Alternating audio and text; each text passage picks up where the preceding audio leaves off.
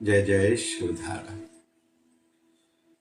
इंसान के जीवन में उतार चढ़ाव आते जाते रहते हैं और आगे भी यही क्रम चलने वाला है और एक दृष्टि से होना भी चाहिए। स्मूथली जीवन चले या केवल कंफर्ट जोन वाला जीवन हो, यह भी ठीक नहीं है। क्योंकि आज हम लोग देखेंगे या हिस्ट्री में भी देखेंगे, जो भी बड़े पदों पर पहुंचे हैं, बड़ा कोई जज हो, एडवोकेट हो, डॉक्टर हो, साइंटिस्ट हो, उद्योगपति हो, लगभग कंप्रोमाइज्ड परिवार से हैं, जिन्होंने तकलीफों से जीवन की शुरुआत करी थी और बहुत तकलीफें देखी थी। क्योंकि तकलीफों में ही इंसान माइंड चलाता है, संघर्ष करता है, थोड़े समय में बहुत कुछ करना चाहता है। सुखद जीने वाले व्यक्ति के मन में ऐसे प्रकार के विचार नहीं आते कि मुझे थोड़े समय में बहुत करना है, या करेगा तो वो ठीक नहीं होता। इसलिए अक्सर बड़े आदमियों के बच्चे विशेष कुछ नहीं बन पाते। प्रोपोर्शनली परसेंटेज वाइज देखें तो उतार चढ़ाव आते जाते रहेंगे, लेकिन इंसान खुद को संभाले, न कुछ मिलने पर अहंकार आए, हम लोग कुछ गलत कर बैठे, न कुछ हाथ से जाए तो हम दुखी हों, निराश हों, दूसरों को अपना शत्रु मानने बैठे, दूसरों का अहित लेने का सोचें, बदला लेने की सोचें, या नास्तिकता अंदर में आने न दें कि भगवान है ही नहीं, हम गुरु को नहीं मानते, धर्म को नहीं मानते, शुभ कर्म को नहीं मानते, ये फजूल बातें हैं, पूजा पाठ से कुछ नहीं होता, तीर्थों में क्या है ऐसा, संतों में ऐसा क्या है। तो दुख के समय में भी खुद को संभालना जरूरी है। हम एक उदाहरण से आज सीखेंगे, जो शिव पुराण में भी है, रामचरितमानस में भी है, अन्य भी कई ग्रंथों में भी यह कथा आती है। नारद मुनि जी एक बार हिमालय में पर्यटन कर रहे थे। एक स्थान शांति में दिखाई दिया, सात्विक दिखाई दिया, भाव जगा के मैं बैठ जाऊं। बैठे तो वृत्ति एकाकार हो गई, ध्यान में, भजन में, समाधि में लग गए और वृत्ति जुड़ गई। हम सबको भी यह करना चाहिए। जब भी वातावरण अनुकूल दिखाई दे, उसको ऐसे ही फजूल में गंवाएं नहीं, या एकांत मिलिए तो मोबाइल पर केवल रील्स देखें, या फिर फजूल के बातों में गप्पे शप्पे लगा के समय को बर्बाद न करें। यह आदत हर किसी को खुद में रखनी चाहिए। समय का मूल्य करेंगे, समय हमारा मूल्य बढ़ाएगा। समय को सदुपयोग करने का स्वभाव बनाएं। हर वक्त मुझे कुछ न कुछ अच्छा करना है, काम का करना है, फजूल का कुछ भी नहीं करना, और ना ही फजूल में किसी को टाइम दिया करें। नारद मुनि जी को वैसे तो श्राप है दक्ष प्रजापति का, 2 घड़ी से ज्यादा कहीं ठहर नहीं सकते, लेकिन वहां वृत्ति एकाकार हो गई। संसार में दिखाई देता है कि ईर्ष्या जलन भावना बहुत है, लोगों को डर है ये मुझसे आगे न बढ़ जाए, ईर्ष्या भी है। अच्छा नहीं लगता दूसरे का विकास देखे, तरक्की देख के, यहाँ तक कि घर के सगे संबंधियों का भी विकास, तरक्की अच्छी नहीं लगती, फिर जलन होने लगती है। और तीसरा, पता नहीं कुछ भी लोग सोचते हैं। तो कहते हैं जो इंद्र है ना, वो देवताओं का राजा है। एक पद का नाम है, जैसे प्रधानमंत्री, मुख्यमंत्री या चीफ मिनिस्टर आदि।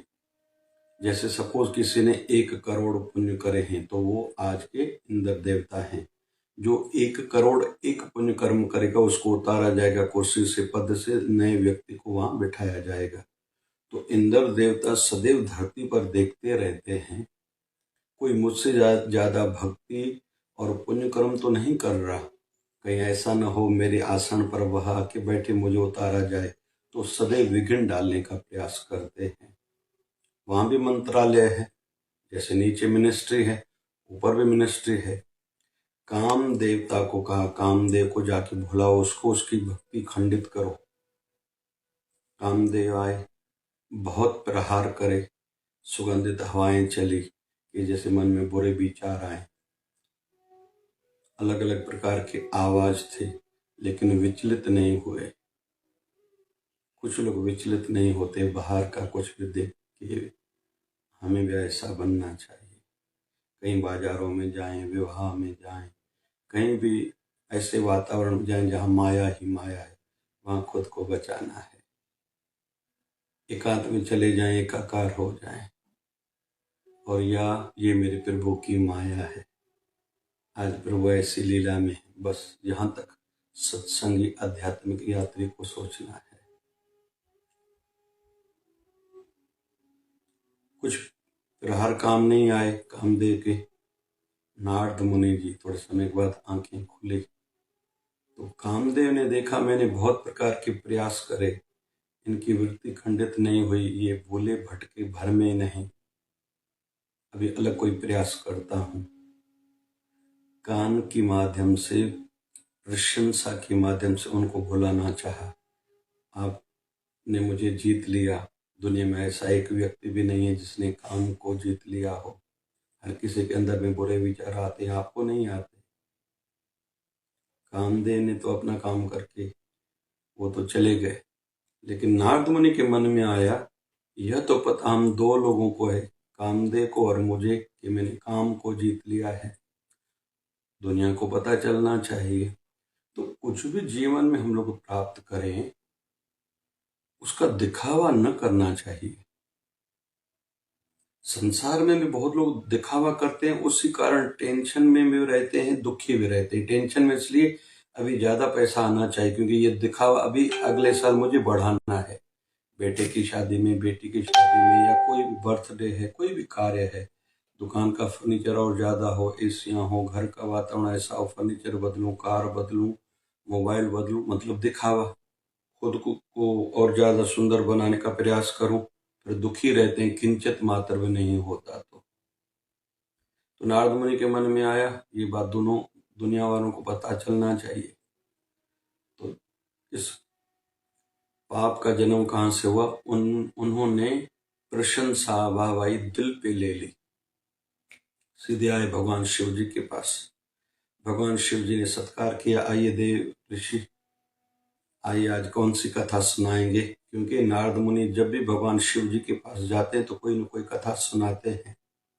शिव जी कहते हैं, आइए आज कोई राम कथा सुनाइए, क्योंकि हरि भक्त लालायत रहते हैं, इंतजार में रहते हैं, मुझे हरि की बातें, हरि की कथा, हरि की चर्चा बताने वाला कोई सामने आए।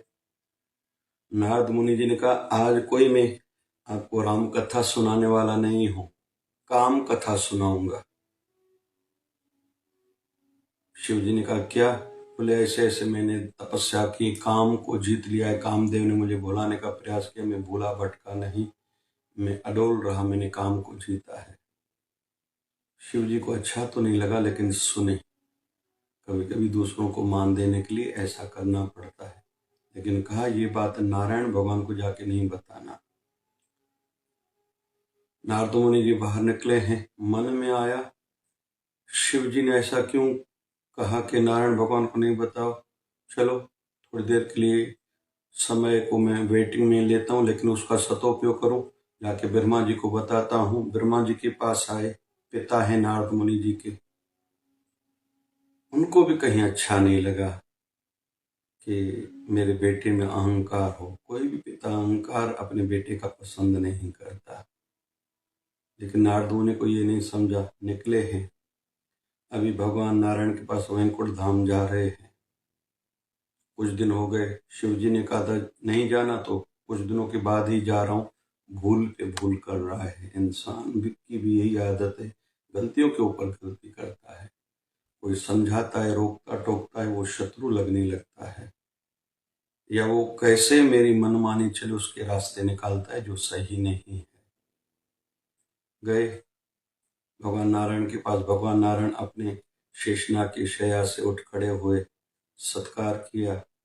नारद मुनि को लगा कि शायद मेरी भक्ति की वाहवाही, कामदेव को मैंने जो जीता है, भगवान नारायण के पास पहले वो खबर पहुंच चुकी है, इसलिए शायद सत्कार किया है। अपना आसन भगवान नारायण ने दिया। जहाँ माँ लक्ष्मी साथ में रहती है, आसन है, वहाँ इनको बिठाया। इसको लगने लगा मैं शायद इतना योग्य बन गया, डिजर्व करता हूँ। यह भी गलत। तो इज्जत दे रहा है मतलब आप बड़े आदमी हो, इसका मतलब नहीं है सामने वाले में शिष्टाचार मर्यादा अच्छी है, उनकी सोच अच्छी है, ये समझना चाहिए। नारद मुनि जी ने यहाँ भी गलती की। भगवान नारायण को बताना है अंदर में बातें चल रही है, कैसे निकालूं, शिव जी ने मना करा है, वो बात कैसे शुरू करूं। भगवान नारायण ने कहा, नारद जी बहुत दिनों के बाद आप आए हो, क्योंकि सदैव आते रहते हो आप, दिन में एक बार दो बार, अभी तो कई दिनों के बाद आए हो, कहाँ गए थे। अभी नारद मुनि को लग रहा है मुझे काम शुरू करने का एक अवसर मिल गया। बताने लगे मैं गया था हिमालय में, ध्यान में बैठा, वृत्ति एकाकार समाधि में हो गई, भजन में चल रहा था और आपके ही श्री चरणों का भजन चल रहा था। क्योंकि नारद मुनि की वृत्ति क्यों लगी थी, दो कारण और भी थे। एक तो भगवान नारायण का ध्यान कर रहे थे, सदैव नारायण नारायण जपते भी हैं, ध्यान भी करते हैं। दूसरा वो स्थान ऐसा था जहां भगवान शिव जी ने कामदेव को भस्म किया था, जब वो भुलाने के लिए शिव जी को आया था। तो भगवान शिव जी ने कहा था इस स्थान पर आज के बाद कभी नहीं आना, तो इसलिए काम वहां प्रभाव नहीं छोड़ पा रहा था, कर पा रहा था। तो अभी कहता है मैं आपके ध्यान में ही बैठा था। नारद मुनि जी आगे कहते हैं कि मैंने कामदेव को जीता है। भगवान हंसने लगे। जब बच्चा कोई ऐसी बातें करता है तो माँ बाप को, घर के बड़ों को, सीनियर्स को हंसी आ ही जाती है। ठीक है भैया, होता ही है ऐसा। नारद मुनि जी वहां चले गए। भगवान ने देखा मेरे भक्त के मन में अहंकार आया, और भगवान को भक्तों का अहंकार अच्छा नहीं लगता। लीला करी। नारद मुनि जी जैसे निकले, एक रास्ते में नगर बनाया, जिस नगर में एक राजा है, उस राजा की सुंदर कन्या है, वो विश्व मोहिनी थी। भगवान ने ऐसी लीला करी कि वो राजा को पता चला यहाँ से एक ऋषि जा रहे हैं, उनको बोला मेरी बेटी का हाथ देखो, इनका स्वयंवर करना है। तो नारद मुनि जी ने हाथ की रेखाएं देख के पता तो चल गया इसका पति कोई विशेष होने वाला है, लेकिन वो बातें बताई नहीं। बाहर आए, मन मोहित हुआ कि मेरा विवाह इसके साथ होना चाहिए।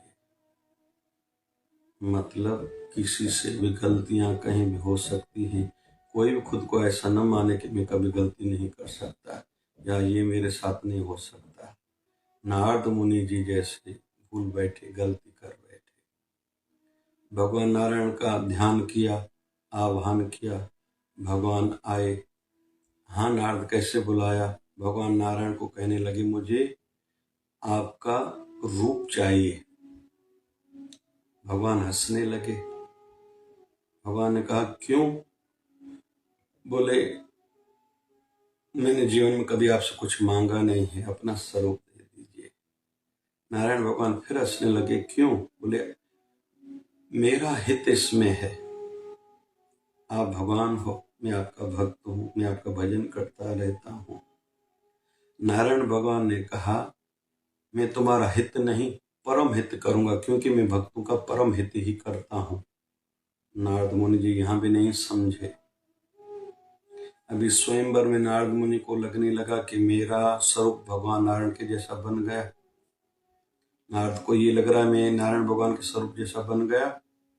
और जितनी सभा में दूसरे राजकुमार आए थे स्वयंवर के लिए, उनको नारद मुनि, केवल नारद मुनि लग रहे थे। और वहां दो शिव गण बैठे थे, उनको नारद मुनि बंदर के चेहरे वाले लग रहे थे। और विश्व मोहिनी जो वरमाला लेके राजकुमारी आ रही थी, उनको भी वो बंदर दिखाई दे रहे थे, क्योंकि उन्होंने कहा था मुझे हरि रूप चाहिए। हरि का नाम भगवान नारायण भी है, हरि का नाम बंदर भी है। हरि शब्द का एक अर्थ बंदर भी है। तो बार बार उछल रहे थे। विश्व मोहिनी ने देखा ये बंदर कहाँ से आया है। उसको लग रहा था नारद मुनि को कि मैं के नारायण के स्वरूप वाला हूँ, क्योंकि भगवान से मांगा था, भगवान ने ऐसा किया होगा, वरमाला मुझे पहनाएगी। सामने जैसे जा रहा था वो हट के पीछे ही चली गई। भगवान की वो माया थी अपने भक्त की रक्षा हेतु, तो जो विश्व मोहिनी वो राजकुमारी थी। और भगवान की माया तो केवल भगवान ही को ही प्राप्त करेगी, भगवान ही जाने, बंदा कहाँ समझ पाएगा। भगवान पीछे राजकुमार के रूप में आए, उसको वरमाला पहनाई, भगवान बाहर आए, मतलब वो राजकुमार उस विश्व मोहिनी को लेके चले गए। नारद मुनि जी निराश हैं, बाहर जा रहे हैं। दो शिव के गण जो पीछे बैठे थे वो हंसने लगे, नजर गई, क्या हुआ? बोले अपना चेहरा पानी में देखो तो सही। नारद मुनि ने जैसे चेहरा देखा तो बंदर का मुंह है। क्रोध आया, पहले तो दोनों शिवगणों को श्राप दिया, क्रोध शांत नहीं हुआ। मेरे साथ भगवान नारायण ने ऐसा क्यों किया? मैं श्राप दूंगा भगवान नारायण को। वैकुंठ की ओर प्रस्थान करने लगे। भगवान नारायण ने देखा ये मेरे भक्त की क्या दशा हो गई। रास्ते में प्रगटे भगवान नारायण, सुंदर स्वरूप था, बहुत मोहने वाला मोहन स्वरूप था। नारद के मन को वो प्रभाव नहीं कर पाए। नारद ने कहा आपने मेरे साथ ऐसा क्यों किया? भगवान हंस रहे हैं, जबकि हमारे घर के बुजुर्ग, माँ बाप, हमारे गुरुदेव, भगवान सदैव हमारा परम हित ही चाहते हैं। हमें ऐसा लगता है कि उन्होंने ऐसा क्यों किया, जबकि वो हमारे भविष्य को ध्यान में रखते हैं, हमारी गलतियों से, हमें भूलने से, फिसलने से बचाते हैं।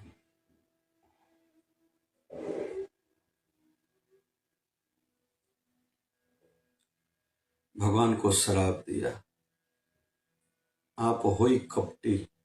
समुद्र मंथन के समय आपने असुरों को शराब पिलवाया, शिव जी को जहर दिया, खुद मोहिनी से विवाह करके चले गए थे।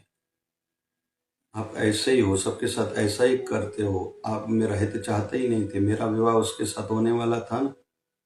ये भूल बैठा कि मैंने तपस्या करी थी, भूलने के लिए, भटकने के लिए, अहम के लिए नहीं। और हरि तो बचाते ही हैं अपने भक्तों को। शराब दे दिया, जैसे मुझे उस स्त्री से दूर किया, आप एक दिन ऐसा आएगा अपनी स्त्री से दूर हो जाओगे। शराब दे दिया। उस समय भगवान नारायण के साथ माँ लक्ष्मी थी, वो विश्व मोहिनी भी थी, उनको अदृश्य कर दिया, वो नगर में अदृश्य कर दिया। नारद मुनि को हैरत लगी, इधर उधर देखने लगे, समझ गए ये भगवान की लीला ही थी। भगवान से क्षमा मांगने लगे, प्रभु कृपा करिए, चरणों में गिर गए, ये मुझसे क्या हो गया? मैंने आपको अपशब्द कहे, आपको श्राप दिया। भगवान हंसने लगे, चिंता नहीं करो, तुम मेरा बेटा ही तो हो, भक्त हो, मैं तेरा सदैव परम हित ही चाहूंगा। तुमने भक्ति करी, लेकिन तेरे मन में अहंकार आया था, इसलिए मैंने ये लीला करी थी। भगवान वो तो ठीक है, मतलब अभी भी अहंकार की ओर ध्यान नहीं है।